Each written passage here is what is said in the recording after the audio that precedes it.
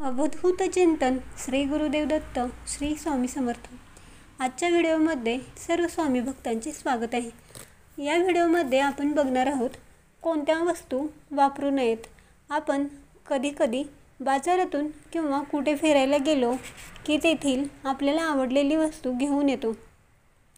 काही वेळा बाजारात जुन्या वस्तू कमी किमतीमध्ये विकायला ठेवलेल्या असतात। त्या एवढ्या भारी असतात की आपण त्या वस्तू सरळ घरी घेऊन येतो आणि त्या वस्तू कोणत्या आहेत व त्याचे काय नुकसान होते हे आपण पाहू। अशा वस्तूंमध्ये त्या लोकांचा जीव अडकलेला असतो।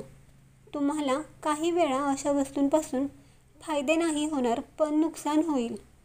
आपण कोणाचे घड्याळ अँटिक पीस म्हणून जरी घरी आणले तर ज्या व्यक्तीचे घड्याळ असेल तर त्या व्यक्तीचा जीव त्या घड्याळात अडकलेला असतो।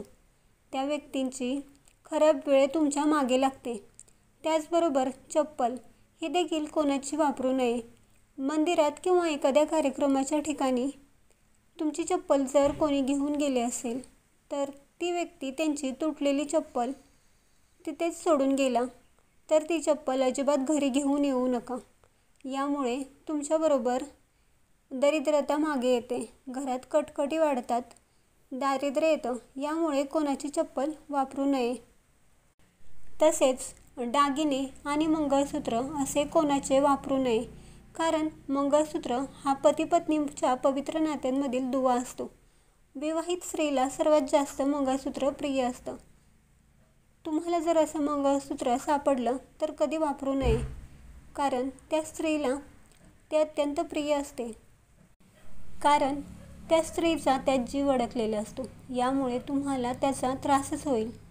तसेच अँटिक पीस म्हणून आपण काही घरी वस्तू घेऊन येतो, जसं की आरसा, लॅम्प, अजून कोणकोणत्या वस्तू। तसेच सेकंड हँड बेड अशा वस्तू घेणे टाळावे, कारण एखादी मृत व्यक्ती असेल व तिची ती फेवरेट वस्तू असेल तर तिचा आत्मा त्या वस्तूंपाशीच घुटमळत असतो।